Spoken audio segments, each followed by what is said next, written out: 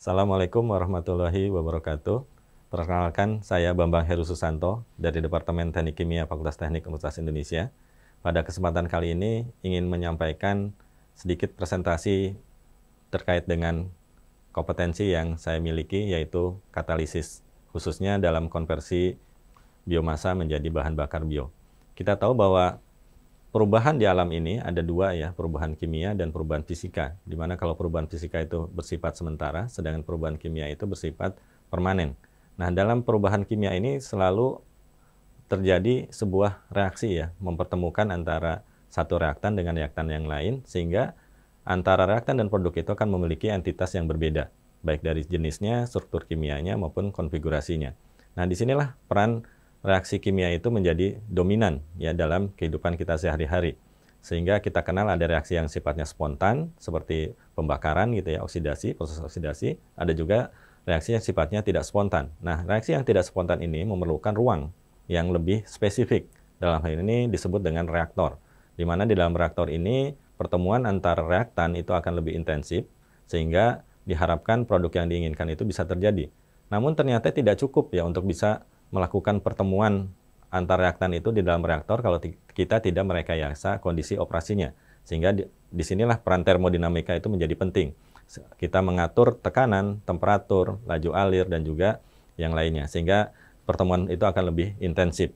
Namun, pada kenyataannya seringkali pula reaktor itu tidak cukup hanya sekedar reaktor saja ya. Sehingga kita perlu tambahkan reaksi. Nah, disinilah konsep katalisis muncul. Di mana katalisis ini adalah sebuah reaksi kimia yang menghadirkan katalis sebagai sebuah entitas ya, sebuah materi yang membantu pertemuan-pertemuan antar reaktan ya tadi lebih intensif. Sehingga dengan demikian kalau kita ibaratkan rumah, reaktor itu adalah rumah.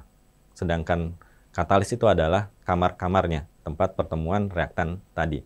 Nah, katalis ini melakukan percepatan ya, terjadinya kesetimbangan atau laju reaksi, namun tanpa katalis itu menjadi produk ya, sehingga di akhir proses katalis ini akan tetap sebagai entitas tersendiri, sehingga prosesnya adalah proses yang tertutup ya, tidak menghadirkan seperti reaksi yang terbuka di mana reaktan langsung semuanya berubah menjadi produk. Tapi kalau di dalam reaksi katalisis ada reaktan, ada katalis. Reaktan berubah menjadi produk, namun katalis tidak berubah menjadi produk karena dia sifatnya sebagai fasilitator.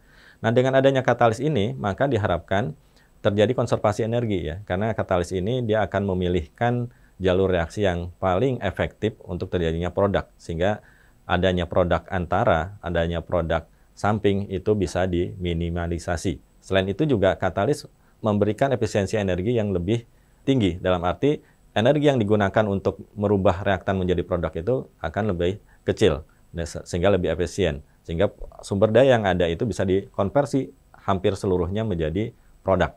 Selain itu juga katalis bersifat selektif ya, tadi memilihkan jalur reaksi yang paling efektif dan juga bisa berkelanjutan karena katalis ini juga bisa dihasilkan dari bahan-bahan baku yang di keseharian kita bisa temukan sebagai limbah misalkan ya, seperti cangkang kulit telur misalkan, untuk dijadikan materi katalis itu sendiri.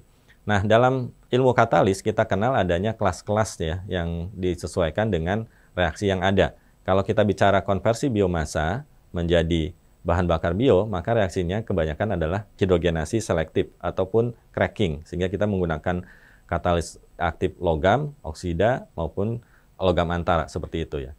Nah, katalis pun juga karena dia sifatnya selektif ya, memilihkan jalur reaksi, maka kalau reaktannya sama, produknya itu bisa berbeda ketika dia dipertemukan dengan katalis yang berbeda. Misalkan CO dan H2 ya, syngas. CO dan H2 ini kalau kita berikan katalis nikel di dalam reaktor, maka hasilnya adalah metanasi. Tapi kalau diberikan oksida tembaga, maka dia akan menjadi metanol. Kemudian kalau dia diberikan katalis inti aktifnya adalah besi ya atau kobalt, maka dia akan menjadi sintesis Fischer-Tropsch.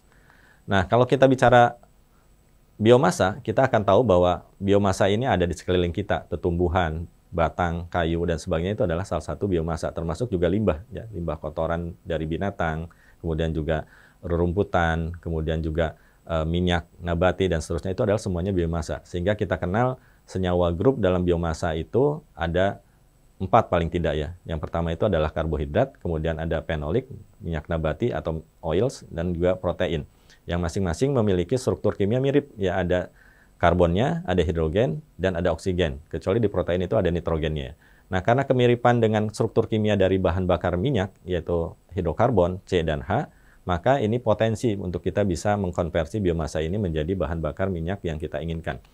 Nah, kompetensi saya adalah dalam riset mengkonversi biomasa menjadi bahan bakar bio, khususnya dari minyak nabati, trigliserida tadi.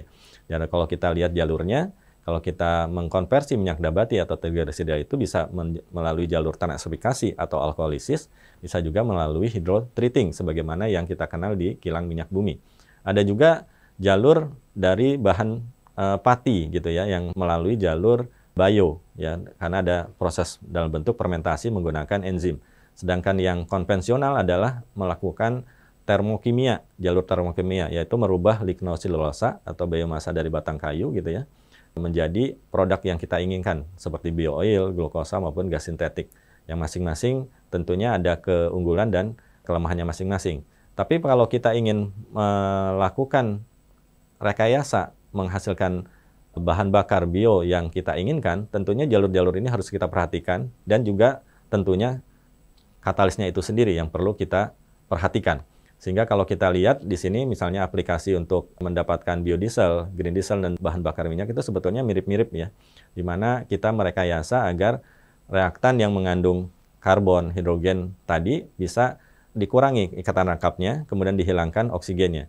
Tapi tentunya kalau kita bicara biodiesel, karena jalurnya adalah alkolisis atau transfikasi, maka tidak sepenuhnya dia berubah menjadi hidrokarbon, ya, karena masih dalam bentuk ester.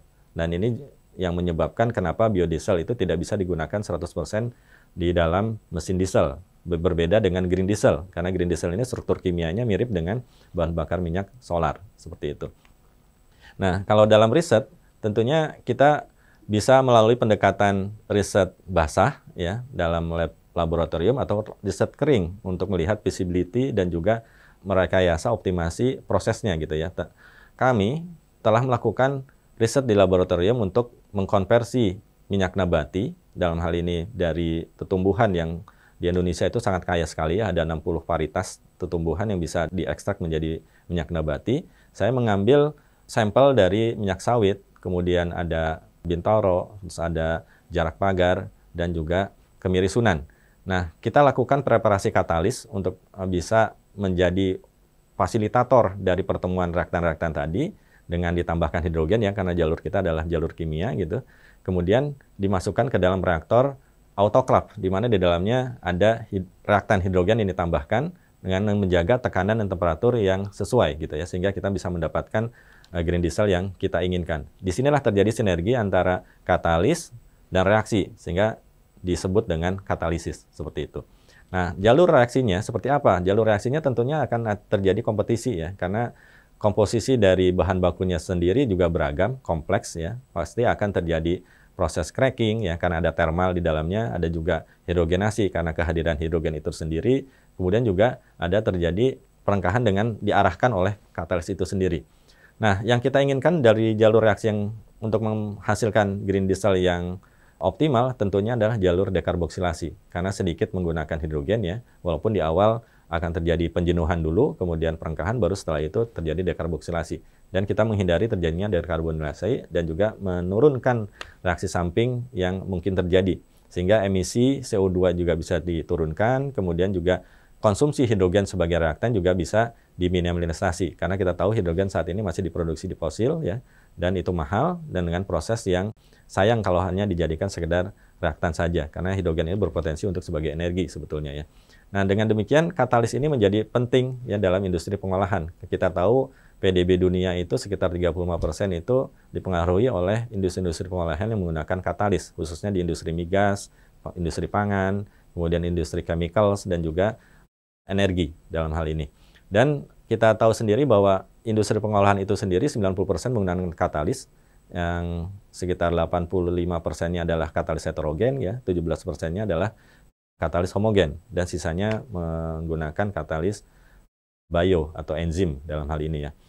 Demikian yang bisa saya sampaikan dalam kesempatan kali ini. Mudah-mudahan ini bisa menginspirasi bahwa biomasa yang ketersediaannya begitu melimpah di Indonesia, khususnya itu bisa kita optimalkan pemanfaatannya untuk kita konversi menjadi biomasa dengan kehadiran katalis yang tepat.